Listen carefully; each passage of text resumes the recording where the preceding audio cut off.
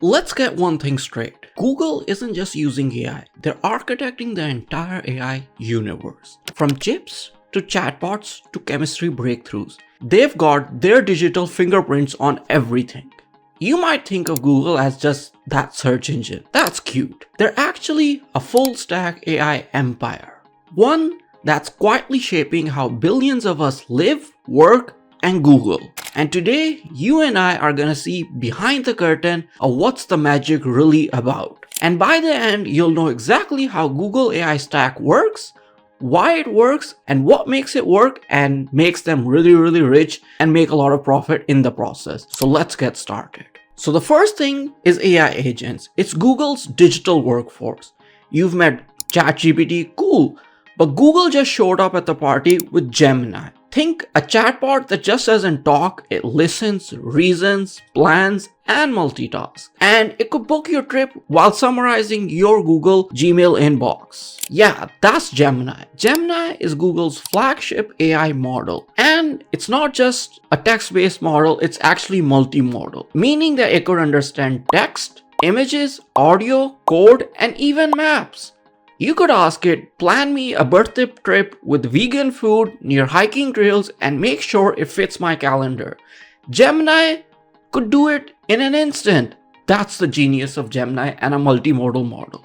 They've also rebranded it from Bard into Gemini because let's get it real, Bard sounded more like a Dungeons and Dragons character. So one great thing about Gemini is that it runs on ultra light models. It could answer questions in 40 plus languages and integrates with everything: Gmail, Docs, YouTube, and Gems, Maps, Google Drive. All these different aspects it could integrate it. So that basically gives it its superpowers. It's not just smart, it's your personal productivity army. While other companies are just launching chatbots, Google is creating agents. That's the big difference. Agents that don't just answer questions, they do things. They actually perform valuable actions. And Google is putting those agents in your phone, watch, email, and workspace to actually get stuff done.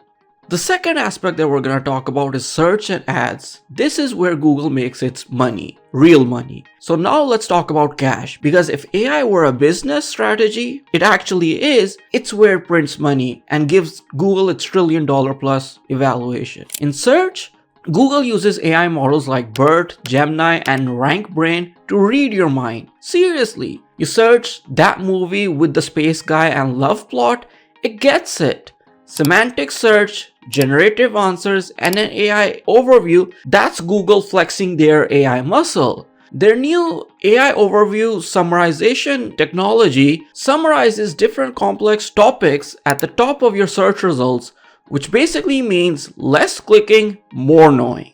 And yes, the answers come with sources, which we love to open the web and search about, so you can be sure that the answers you're getting are absolutely right. In ads, which is a $200 billion plus playground and prints money, AI is extremely helpful because it can write those ads, set bids, find the audience, and auto-generates images according to what people like. Advertisers could drop in a link with a goal and Google's AI would do the rest. It's called Performance Max, and it's not just a feature, it's an automated money-making machine, which leads to 18% more conversions. No spreadsheets, no crying over click-through rates. You could have AI just do the job. The biggest takeaway is that Google uses AI to understand what you want and then sell it to you efficiently, globally, and above all in a profitable manner. So the third aspect of Google's AI strategy we're going to talk about is that they are a research powerhouse. They are the brains behind all the operation, okay? Here's where things go ballistic. Google didn't just hop on the AI bandwagon along for the ride to make a quick buck. They built the damn thing. Ever think of the transformer architecture which underpins everything? The one powering every large language model, including ChatGPT? Well, Google made it. They're the ones that published a paper in 2017 called Attention, It's All You Need. You're welcome, Internet and humanity. And then there's DeepMind, Google Science Stream, which created AlphaGo, which was the first AI program to beat Lee Sedong in a famous championship in Korea, where finally Google and computers were able to solve Go, the Chinese board game. AlphaGo is another, and AlphaCode is another one where they basically solve the protein folding model once and for all, and they've released the third version of it, and that led to a Nobel Prize in biology also. They're working on AI tools for robots, climate modeling, personalized healthcare, and even decoding your smartwatch data, or data for any kind for that matter. And those Gemini models that are running on your phone, that's also a product of Google research. The takeaway is that Google isn't just waiting for the future of AI to come for them, they're building it. They're publishing papers, training models, and in the process, they're solving those 50-year-old biology problems just like that. So the fourth thing that we're going to talk about is Google's AI hardware advantage and the infrastructure they have. Let's talk about TPUs, which is Google's secret weapon. You know, most people just use GPUs or even CPUs for that matter to train AI models, which are mostly supplied by NVIDIA. Google was, nah, that's too bland. We're gonna invent our own chips. There and then the tensor processing unit was invented. Those tensor processing units are custom designed chips just for AI training and inference. They're fast, like train a whole massive large language model in a week fast. Okay, the latest generation, which is called Trillium, is 4.7 times more powerful and 87% more energy efficient than the last generation. So they are increasing the efficiency and powerfulness of these chips by leaps and bounds. And they don't just stop at chips.